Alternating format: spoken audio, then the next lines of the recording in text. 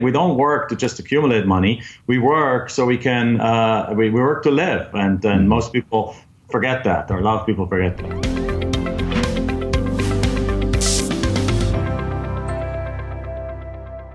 Hey guys and gals, this is Trevor with Carrot coming at you with another episode of the CarrotCast, and got a really special guest, longtime friend. I'd consider us friends. We only meet up maybe like once a year, if that now, but we've stayed in really consistent contact. But Jack Bosch is on this episode of the CarrotCast. And before I introduce you to Jack fully, there's several reasons why I really wanted to have Jack in the CarrotCast and expose him to the thousands of people listening to this every month. It's for a couple of reasons that we'll dig into, but one of them is everyone becomes an entrepreneur or is a real estate investor because they think it's going to improve their life, their lifestyle, and all that comes with that. And what I see way too often is people build their businesses wrong, so it doesn't do that. It actually does the opposite of that. It shackles them. People just don't go into it intentionally enough. And Jack is one of the guys that when people ask, man, like, what is a great example from the outside looking in? What's a great example of someone who has really strategically built their businesses to really provide that lifestyle, to really make the impact, to craft it in a way that you enjoy working, you've got a great team, you're building it intentionally. Jack's always one of the guys at the top of that list. So anyway, Jack Bosch, welcome on the CarrotCast, man.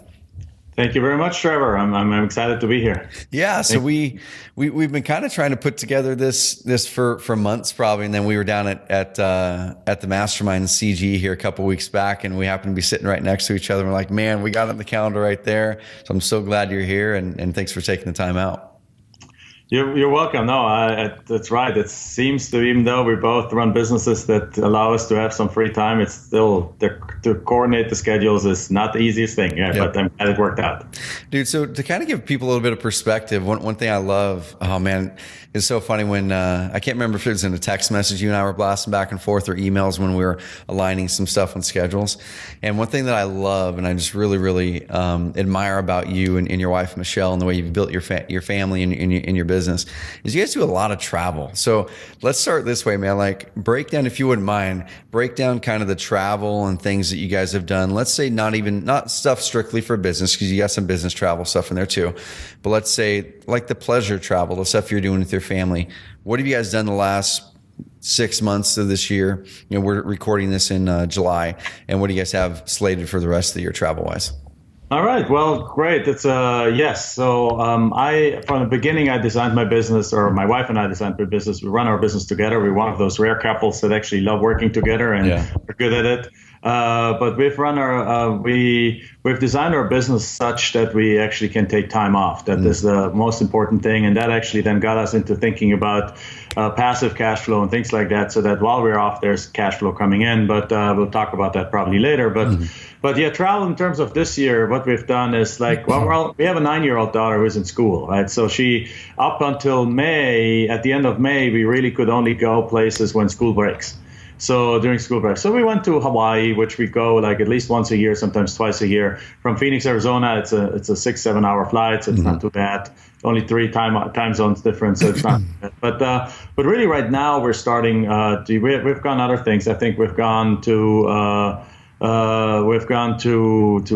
Cancun. I think we've gone to Roatan last year in Honduras, where my wife is from. We've gone right now. Last week we went to San Jose. It was actually kind of like a seminar thing, but it was only for me. It was only like half a day. So we took our daughter with us, took her to daycare during the day, and then in the afternoon we did things together. So we like to, even if we go on business travel, we do things together. We like to take everyone along and do things together. So I'm speaking in Orlando at an event in September. So it's birthday for my wife and my daughter. That they're 2 days from they're 1 day from each other. So instead of just me going there, we're taking the entire week. We're going first a few days to the beach in Tampa, then we're going to Orlando. I'm going to do my speaking thing, then we're doing a couple of days with Disney, and then we're coming back. So we always try to combine things. But other than that, we go every summer. We go for 3 weeks to Europe, because I'm from Germany originally, going to visit family, rekindle those relationships and maintain those relationships.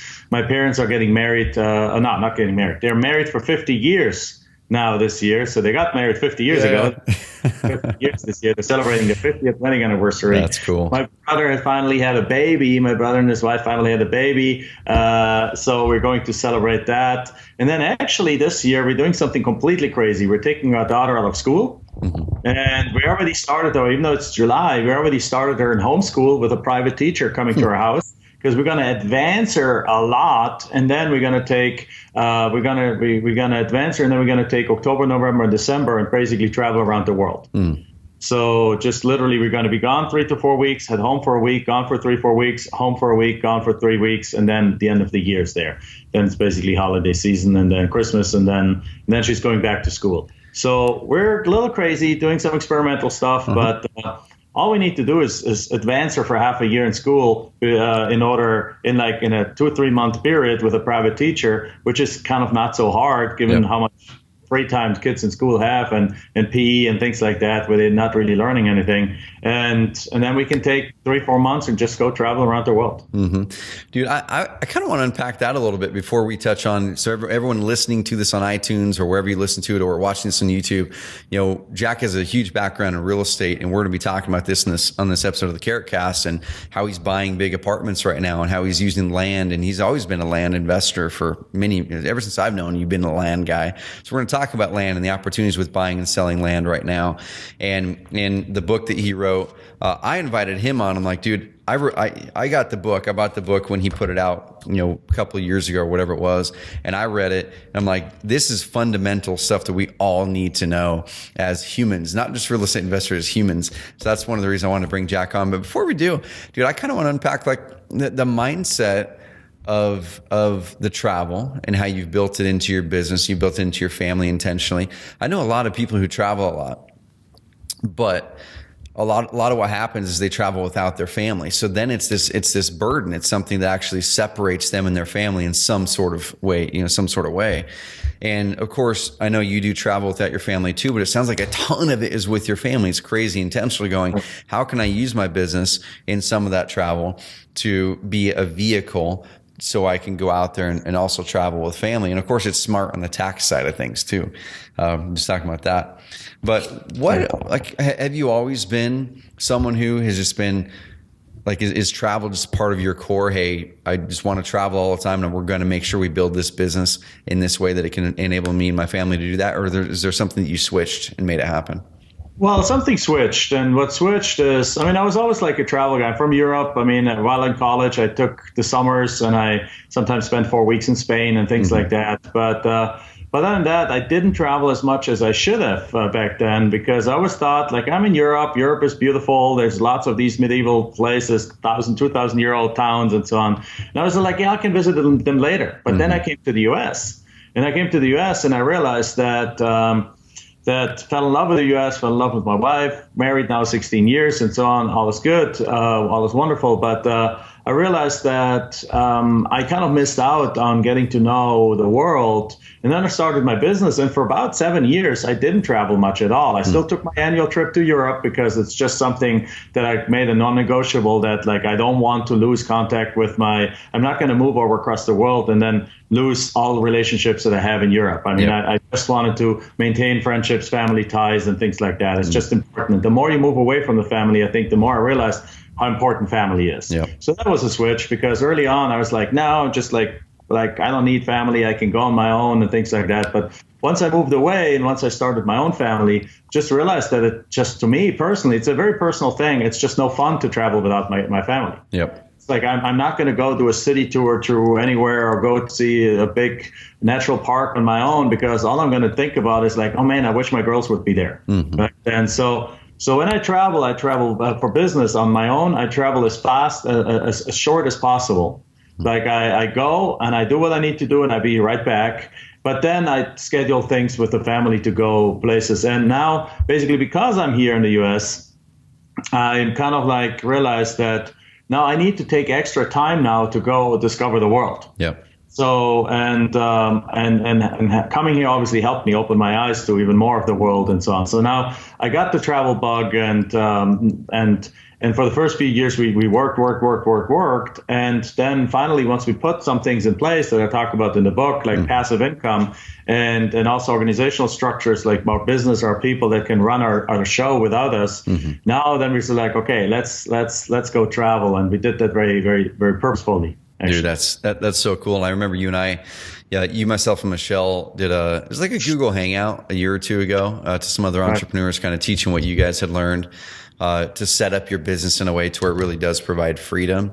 And out of that, of course, came your guys' mastermind. And the reason I'm bringing this up is mastermind that I've been putting on for about 6 years now.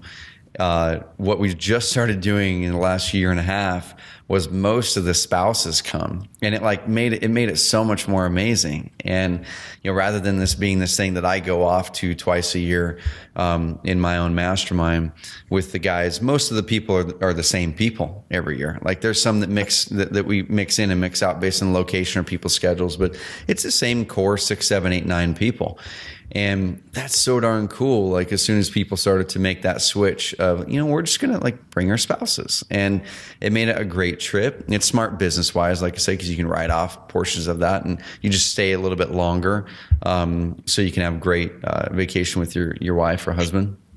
But it's such a big deal. Now we really look forward to that. And we plan some of these business trips around that travel now, which is great. It's not something you have to do. You have to fight over in order to be able to go. It's not like, oh, not another trip, you're leaving again or so. No, it's something, hey, we both look forward to. And same thing. Now, when we go to Europe, we actually right now in the part of buying apartment complexes, we're looking to raise some funds with European investors. So part of the trip in Europe is going to be some meetings with CPAs, with attorneys and things like that. But we would go there anyway. But if I would have to go for a meeting to New York City to do that, it's like, let's make a meeting for the entire family. Let's go, right? And nowadays, daycare is available everywhere. There's online services that you can find a really good nanny. When we go to Hawaii, there's like a nanny service that you can hire that if you want to just as a couple go somewhere off, or you have a business meeting, they can take care of your children. It just costs a few extra bucks, but hey, that's why we make the money, right? That's why we work. That's why we think we don't work to just accumulate money. We work so we can we work to live, and most people forget that, or a lot of people forget that. One thing that's really what just popped up in my mind when you just said that is we were having a convo, and you probably don't remember this. We were having a convo. It was a while back, a couple of years ago. And it might have been in that Google Hangout, might have been some other combo. I can't remember. But you had mentioned something about I'm gonna hack up the words, but the concept is the same anyway. But it was something about a lot of marriages where the spouses kind of have disagreement or even get in consistent fights or strife are around certain things like cleaning the house and just basic things like that for whatever reason, it's providing a stressor on the relationship. And the way that you said it's like, we allocate money to take care of those things for us, and that makes our marriage better. It's not just so we can have a house cleaner and now I don't have to do the work. It's like, if that was a problem in our relationship for whatever reason, and we have the money to do it, and it's allocated in a way like you teach in Forever Cash. So it's not just taking all of your money and putting it into house cleaners and cooks and stuff like that, but it's intentional. That it makes your relationships that much better. And after you said that, like I said, you probably just said it in passing and didn't even think anything of it. But in my mind, I'm like, man, you know what? I was always thinking of those basic things like a house cleaner or a person mowing my lawn or whatever as a way for me to save time, instead of the other way of, is this creating some sort of a stressor on the relationship? Even if that stressor is just I'm not able to invest that hour and a half a week with my wife when I'm out mowing the lawn, and now I can, or with my kids. And that one conversation completely changed the way that I thought about it, whether you knew it or not. So now you do. Cool. No, that's exciting. Yeah, you said it perfectly. There's things that we do in our life that are not the best use of our time.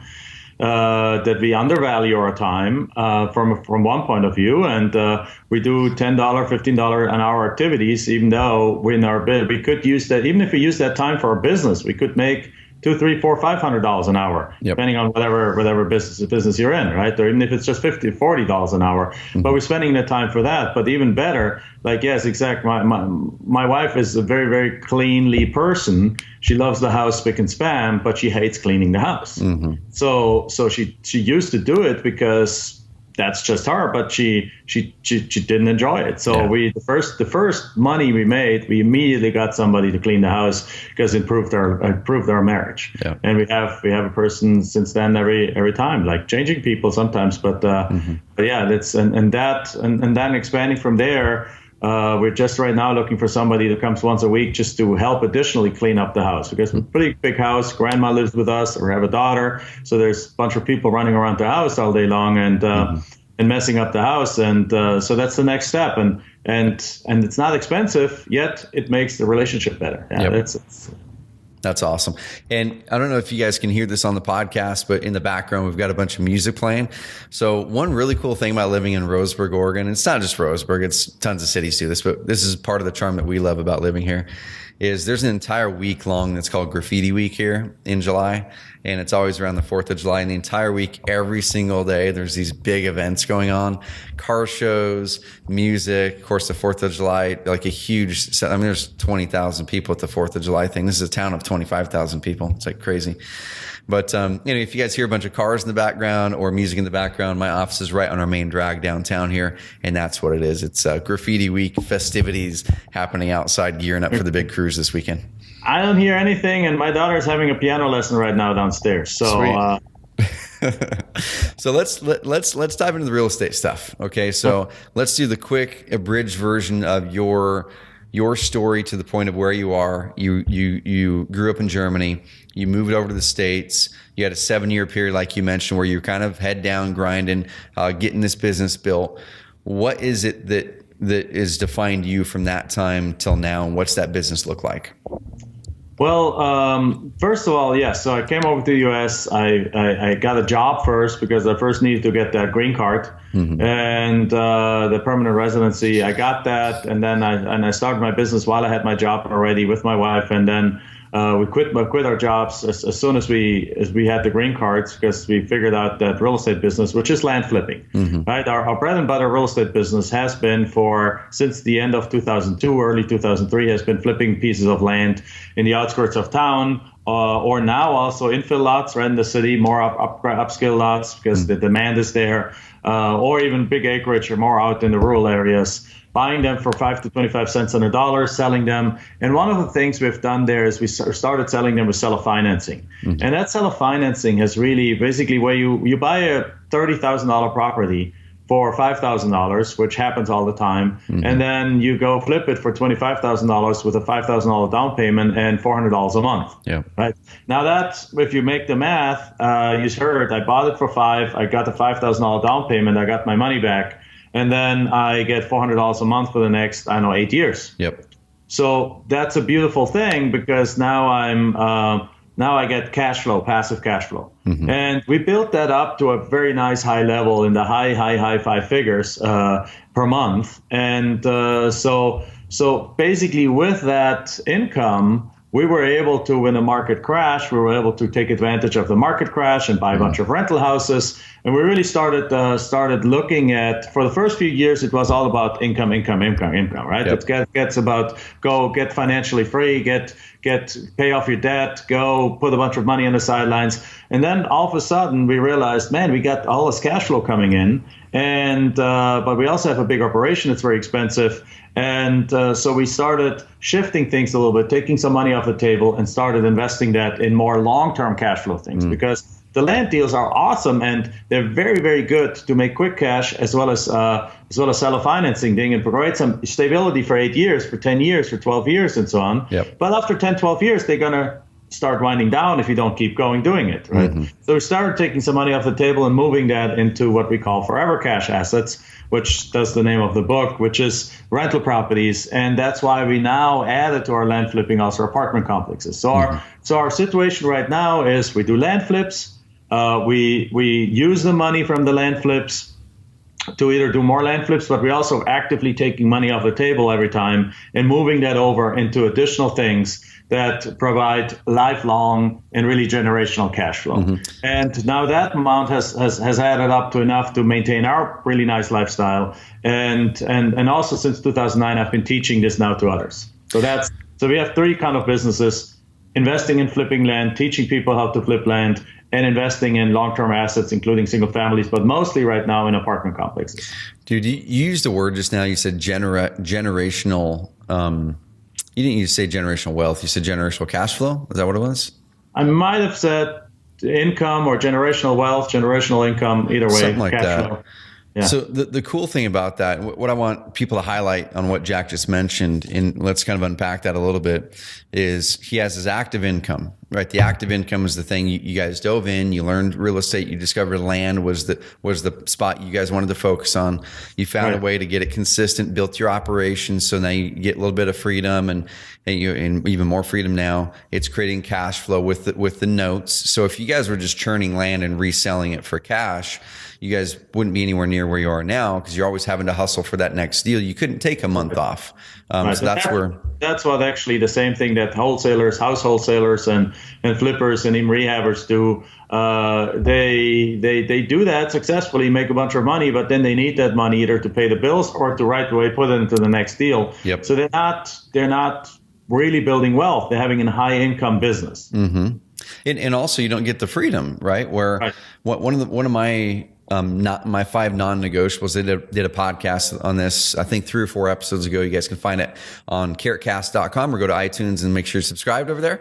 But I did a podcast on my 5 non-negotiables, and one of them was consistent, predictable income. Because my previous business was kind of a boom and bust, where we would have a really good month, but there wasn't this consistency where I could take a month or 2 off and pretty much know within a 10% variance what my income would be, whether we did any extra work or not. And so when I decided to launch Carrot and everything else after that, I'm like, everything that I do now has to be consistent and predictable income. There's going to be some things where I take some money and maybe make some gambles and, things that I'm okay if that money was lost, but it has a big potential upside. It's very, very little of my money is that, but everything else is all predictable, consistent. Because like you're mentioning there, you can pull away for a week, 3 weeks, 3 months, and be more flexible with what you're going to do with travel or whatever. You can experiment a little bit more. I know for me, it makes things like I don't really get stressed with this company anymore. My last one, I would. Right. Yeah, I mean, having consistent recurring income is a big de-stressor. Absolutely. Mm-hmm. I mean, when we're taking off October, November, and December this year, and plus pretty much middle of July to middle of August, so 4 months out of the next 6-7 months, we're taking off to go travel around the world. We know that we probably, and that sounds funny, going to have more money in the bank when we come back than what we have right now. Yep. And but we know what our income is going to be because our income consists out of multiple sources. And while one or so of these sources might suffer a little bit from us being gone for that long time, because we still have an active operational role in it, the other ones don't. Yep. Because the other ones are passive income sources that are organized such that, yes, I do need to check my email about once a week or so, or perhaps even once a day I go check it. But I probably don't spend more than 10 minutes on my email every day, wherever I am in the world, just answering one question or something like that. Yep. And then things keeps rolling. Yeah. Man, we could do an entire episode on that right there, because I know I was a slave to my email for years, and about 1.5 years ago, maybe 2 years ago, I just had to make the switch. And my assistant, Jen, and we worked out a process, worked out a system. And there's some days now that I don't check email some days because I don't need to now. Now there's processes and systems that we had to put in place to make that happen. It didn't happen overnight where I'm like, hey, not checking email tomorrow. And then stuff would fall apart. But it's so cool when you find those things that you're a slave to in your business that you don't really enjoy, but they're there. Like, how can we not be a slave to them and they serve us better? Yeah, there's different ways to do it. Now, I don't have an assistant checking my email. Maybe we have an assistant, but they don't check my email. Yep. But I still check my own email. But we organized it such that there shouldn't be a reason to send me an email anymore because everyone knows what they're supposed to be doing. Everyone knows why they're doing it. And everyone has the authority to make the decisions that they're supposed to be, that they can make. So the only emails I'm kind of getting are really kind of stuff that is out of the ordinary, or stuff where I get an update about what decisions were made. Yep. And so I don't really need to react to that. It's more like an update. It's like, okay, this has been happening. And it's like, okay, cool. And there's nothing I really need to do about it. So because of that, when we go on vacation, I mean, there's might be 3 to 5 emails a day that we're receiving business related from our team that we need to in any shape or form. And 1 or 2 of them we need to react to. So in our last trip, I didn't open my laptop for 11 days. That's cool. That's cool. So I've got your book open right here, and I'm going to like completely tell people they need to get this book. I don't make any money from it, but it's Forever Cash, of course, Jack Bosch. If you're watching the video version of this on YouTube, you can see it. If you're not, if you're listening on iTunes, it's Forever Cash, Break the Earn Spend Cycle, Take Charge of Your Life, Build Everlasting Wealth by Jack Bosch, Bosch. Look it up. But also what I'm going to do is I'm going to give everyone on this episode an opportunity to get this book for free from me. And I'm going to slightly bribe you for it. So listen in here in a little bit, but I'm going to give you guys the opportunity to get this book for free from me. Just listen in. Gosh, I mean, every single person needs to get this book, but I'm on page 85, and I want to kind of put this into more concrete, illustrative ways for people that are listening to this. The way that you've intentionally built your business. So you created your income stream, right? I call it active income, which is the flipping of the land. You created it into passive income, which is the owner carry notes. You've got now you built it up. So then you had that next phase of your business where you're going, okay, we have a goal to where we need to build up this passive income to a level that we can do what we want to do. So it's providing for our lifestyle. So it's providing for saving for the future. So it's also providing for building up cash to where we can then put it into the next part of the wheel that you've got here on page 58, which is the growth wheel. And, you've got invest in an asset now. So now you've got this cash and you're investing that cash into, like you said, apartments. Is there anything else you're investing that cash into right now that you're building up? I still buy single family homes, but in markets where they're very much cash flow positive. So I'm not like I'm buying in some markets where I still can buy under replacement value, and where I basically buy $60,000 houses and they cash flow they bring $915 rent at $900 to $915 rent, and I can make those numbers work. But my main focus has been going in the last year on the pure forever cash passive income, in addition to my land flips, has been going towards apartment complexes. And so we just bought 93 units. We just placed an offer right now for 368 units. It's a $22 million purchase. Obviously, those deals I don't do just on my own. We syndicate the equity with investors. We can bring people in that want to invest in $50,000, $100,000 per investment. Some people put in $500,000 or $1 million or whatever it is. And we basically, it's a more concerted effort to keep those, to buy those things. Then they get piece of the equity, we get piece of the equity, and so on. That's a much more complicated process that, funny enough, I just gotten into a year ago or a couple of years ago because before I just did only the land stuff, and I felt it's time for me to grow in the real estate space, for me to master the next level and the next complexity on there and build systems around that. And that's what we've successfully done now. So when you guys are syndicating a deal, just kind of place that in someone's mind, I mean, whether they're ready to do this yet or not, or whether it's years down the road. So you mentioned a $22 million deal. Whatever numbers you're comfortable sharing, how much money do you guys need to collect in order to then go out there and buy that deal? Because you're not bringing in $22 million. I'm assuming you're getting financing from somewhere. About $7 million for that deal. Okay, so you're bringing about $7 million, and then you're getting some sort of other financing from the bank or wherever that's happening.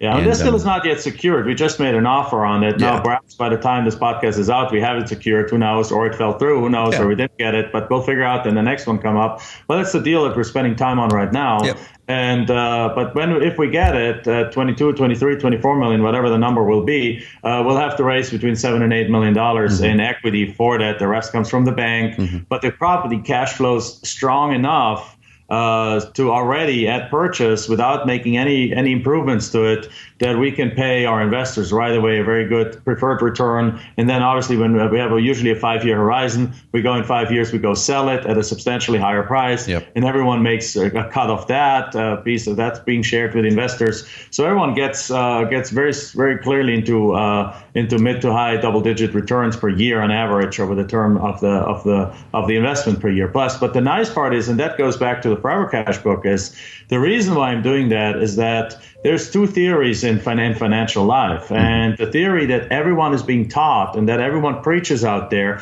that the entire financial advice industry is after, is what I call the theory of the pile of money. So they basically tell you to put 10% of your money away or 5%, whatever you can save, put it in mutual funds, put it into savings bonds or whatever it is, and over time have that grow to an amount that is high enough that once you retire at 65, you can start taking money off the table and you can put it into whatever, into fixed income assets. At that point of time, they talk about cash flow assets. And so you get like a 2% or 3 or 4% return, and you take 4% out and supplement that Social Security. Yep. Well, I think that's completely baloney. I think that's completely a bunch of BS. And because there's a different theory of thing, and that's the theory of cash flow. And the theory of cash flow is that you can retire the moment that you have enough cash flow, passive cash flow coming in, or mostly passive cash flow. I'm not going to basically say that every investment is 100% passive cash flow. Yep. There might be some you might have to, depending on how actively you're involved in, there might be the need to manage a manager, or there might be the need to look at the financials every once in a while. But so it should be, if you have your money in the stock market, you should be looking at that there too, right? So it's as passive as investing in the stock market. But the moment you have enough cash flow, you can retire. Now, nobody says you have to be 65 years old when that happens. Yep. If you're 35 right now and you are putting a plan in place to add cash flow to your life by placing investment into assets, either by buying, and I obviously love real estate, but so if you talk about real estate, if you buy a single family home that gives you $400 a month cash flow, well, if you have $4,000 a month as expenses, you need 10 of these houses. So if you can figure out how to get enough cash to buy 10 of these houses, you have $4,000 a month coming into your income, $4,000 a month coming in, let's say, even if, $4,000 a month coming in, and you can officially quit your job because you've replaced your income. Yep. So now that becomes a much more tangible goal to reach, right? Yep. Now, and I've just done this now. I've done this with the single family houses. I've done this with other things. I have a car repair shop. We have some commercial property. But now with the apartment complexes, I'm just doing the exact same thing on a higher level. It's the exact same game, just much more complicated, because you got to deal with attorneys and the SEC and PPMs and private placement memorandums, and got to follow multiple LLCs and all this kind of stuff. But at the same time, plus the negotiations are different, the management is different. But other than that, it's the exact same thing. It's just playing the cash flow game at a higher level. Because buying 368 units, that property has a net operating income of literally $1.9 million. Right. So after paying the mortgage and paying the investor and stuff, like, there's still cash flow left over, which is then what we get. But overall, it's like if somebody's at let's say 35, and they just start doing that wealth wheel, if they just start putting a little bit money off to the side, finding ways to make more money, and that's how the wealth wheel is, and start within, let's say, a year, being able to buy their first asset that brings them $300-400 a month. And they start and then don't use that money to go burn it and use that money to buy as a down payment for a new car or for a monthly payment for a new car, but instead use that to fuel their investment, their seed money account, as we call it, for more money. And then that becomes a wheel that starts turning faster, because it all helps getting to the next asset faster, and the next one faster, and the next one faster. And in short terms, that's a description of how you get to financial independence, not by waiting until you're 65, but by creating that wheel that churns out cash flow and brings you financial independence. But I believe if you diligently use that, anyone out there, no matter where you are in life, you can accomplish that between 3 and 7 years from now.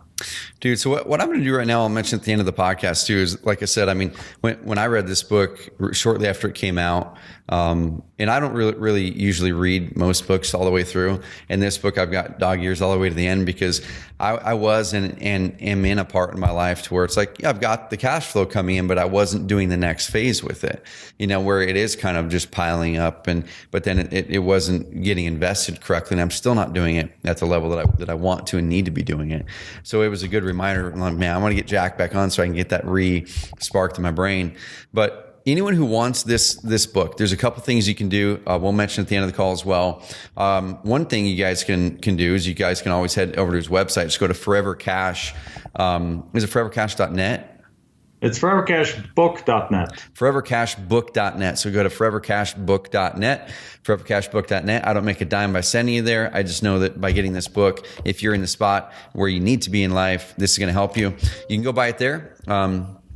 Or if you guys want it free from me, you're still going to have to do something. You're going to have to pay for it. But you're going to have to pay for it with a comment and a rating in iTunes. So the first 20 people who go to iTunes and find our CarrotCast on iTunes and make a comment and a review in iTunes on this podcast, and then email me directly. Okay, email me directly, Trevor@oncarrot.com, Trevor@oncarrot.com. Let me know that you did that.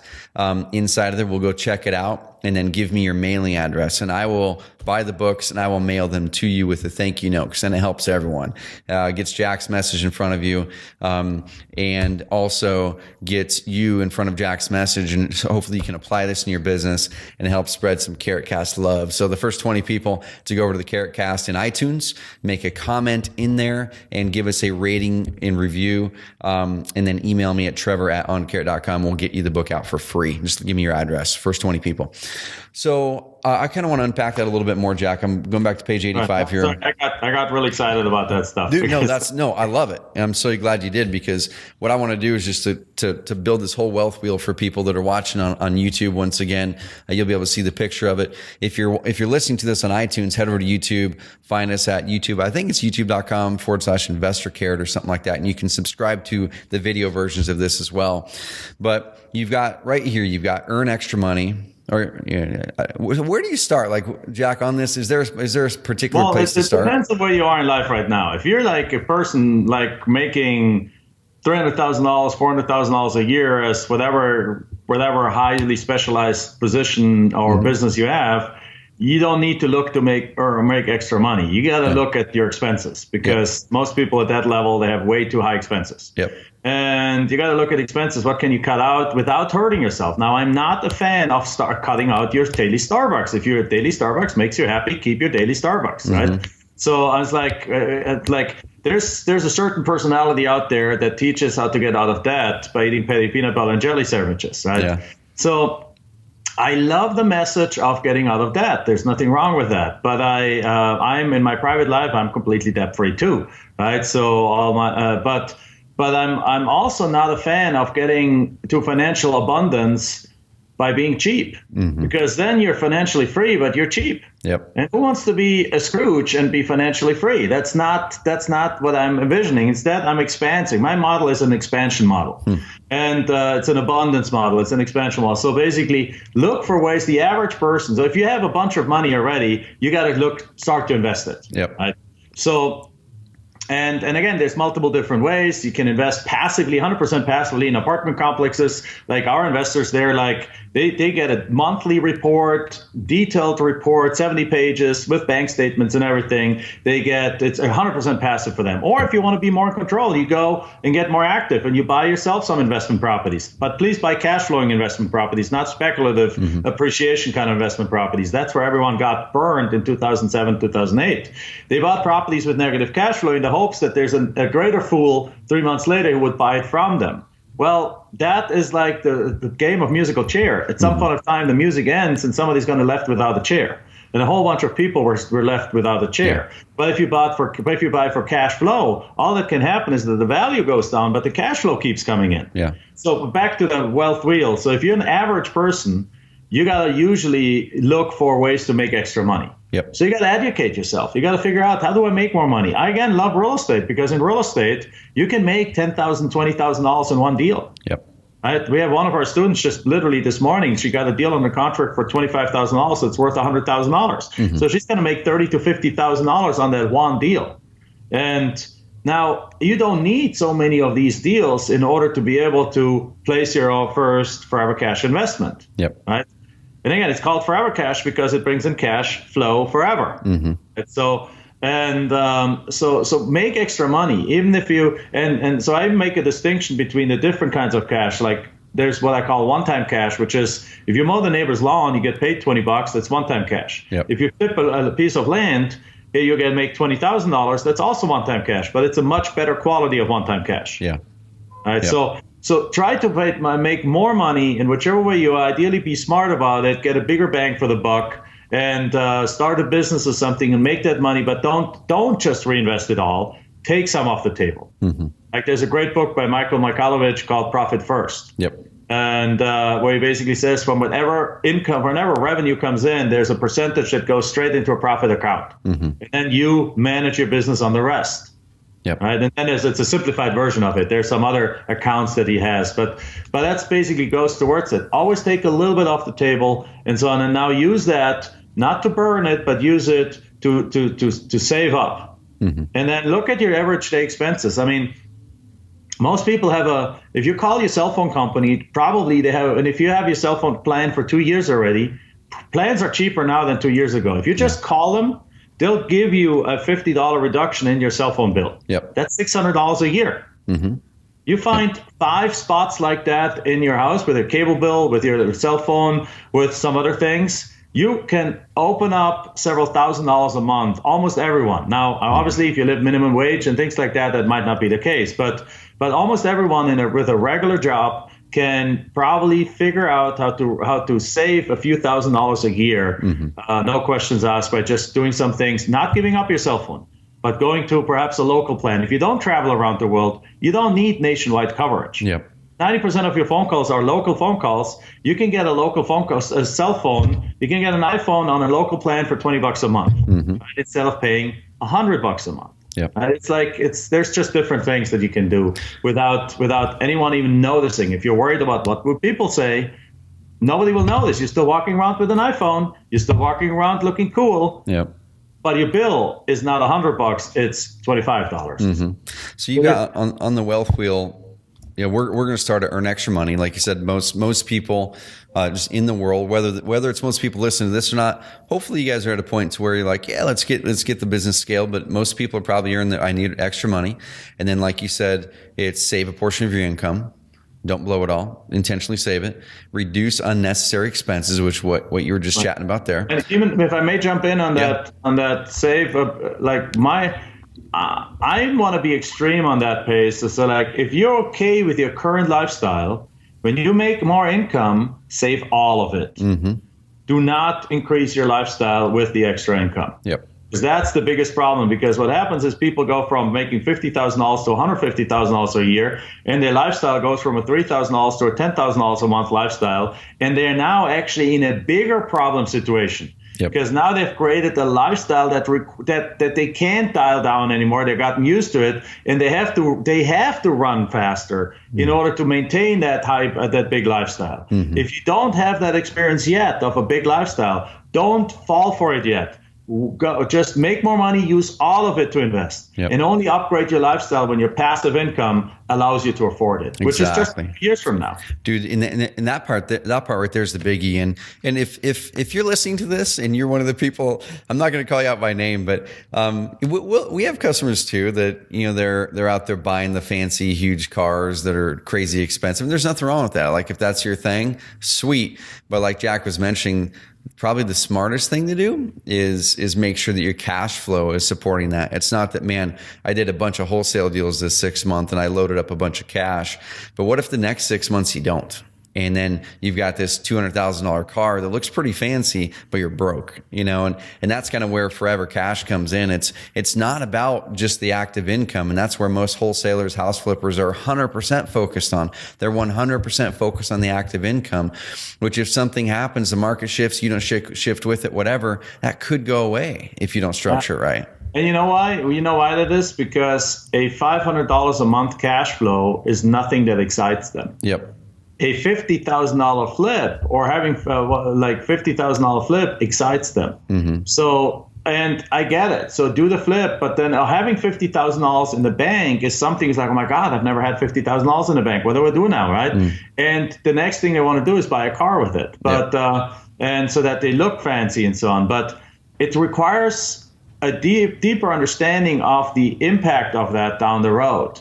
Because if you take that $50,000 and buy a house with it, or even if it's a down payment of a house that gives you a 10% return, like $500, or say 12% return of $500 a month, that $500 a month is going to be there for the rest of your life and will actually increase. And if you just do that 10 times, 20 times, now you've gotten you have $120,000 a year income that you don't have to work forever. And if you really internalize what that means, then the $50,000 don't mean anything anymore. Yep. It means only an opportunity to generate another lifetime cash flow stream. So it's a mindset kind of thing that if you make that switch, then it becomes, the world looks completely different. Every investment decision looks different.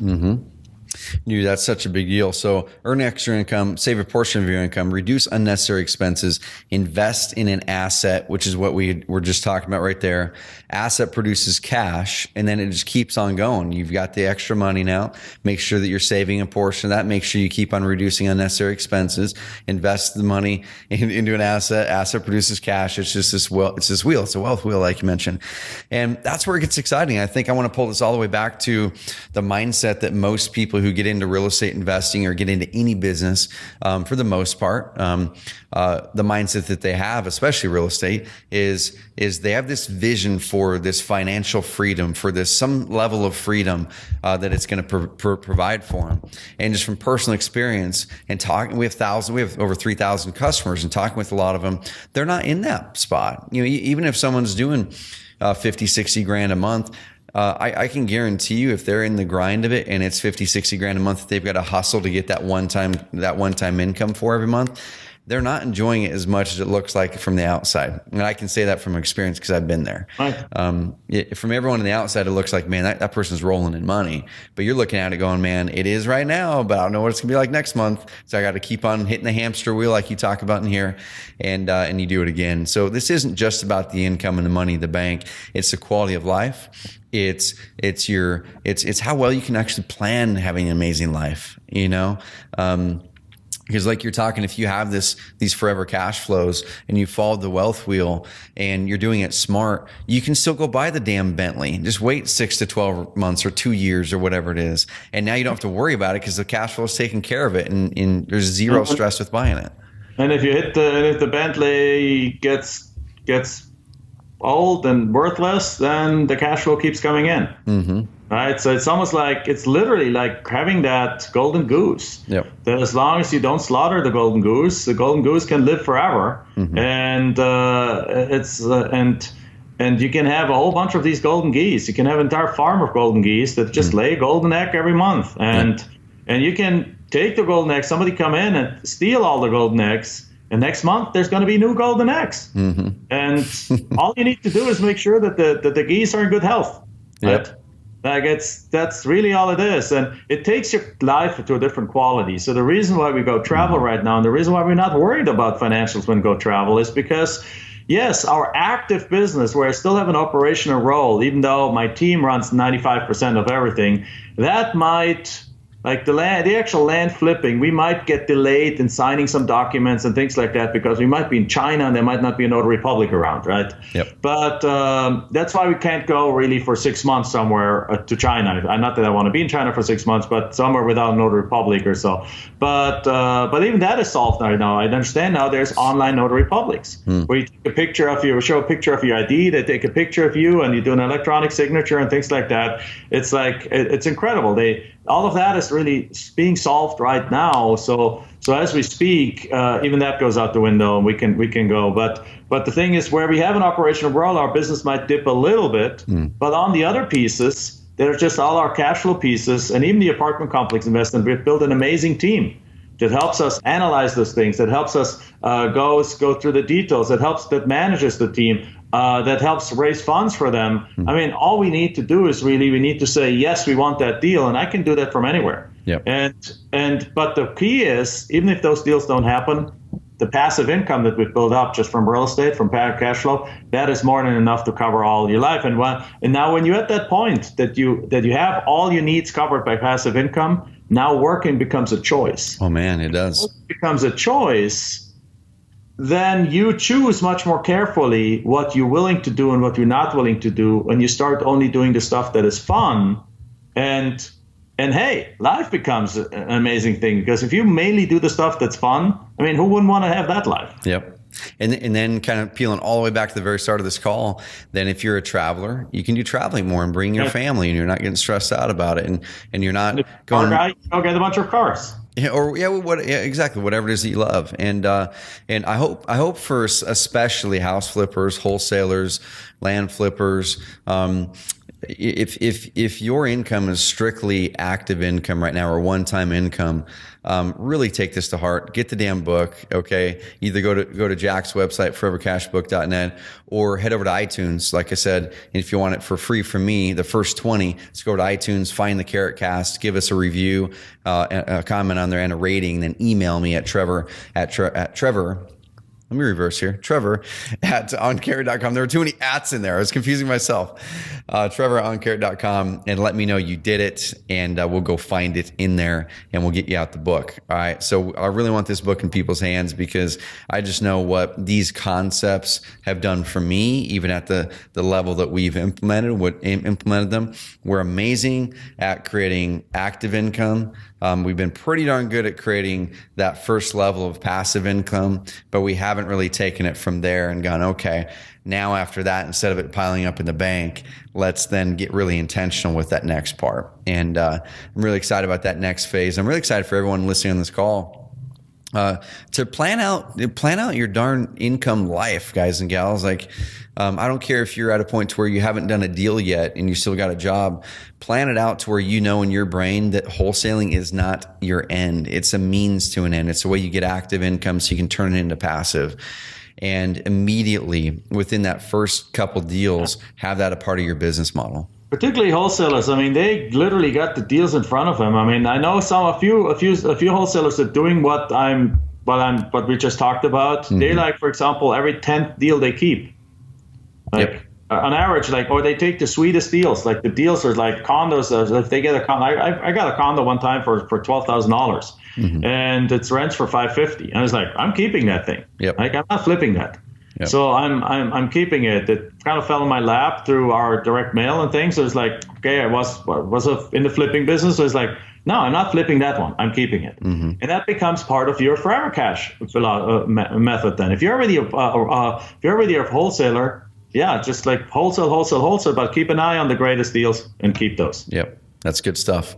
Jack, so what's the next phase for you guys? What's the next phase for you guys business-wise? Is there anything that you're wanting to kind of adjust with your business to better serve your life? Are you guys in a good spot? Well, we did go back to being the land guy on the educational side. So mm-hmm. basically, for several years, we had been like starting to do courses on tax liens and tax deeds and other things. And it's like, no, the thing that makes us the most money in flipping is land. Mm-hmm. So and providing the cash flow and so on. So let's go back. We eliminated all the other programs. We only teach one thing, which is land flipping. Mm-hmm. So it's the only thing we do, which has simple system. I mean, got rid of 95% of what we do there. Funny thing now is, ever since, our live events are bigger, more people are interested in what we're doing, and the success rate of the people has gone skyrocketing. It's like, because it's like we're single-mindedly, this is the one thing, because it's worked. It's worked through to the boom. It's worked to the bust. It's worked in between. It's working like gangbusters right now. So that's the one thing. But that is pretty much, my team runs all of that. Yep.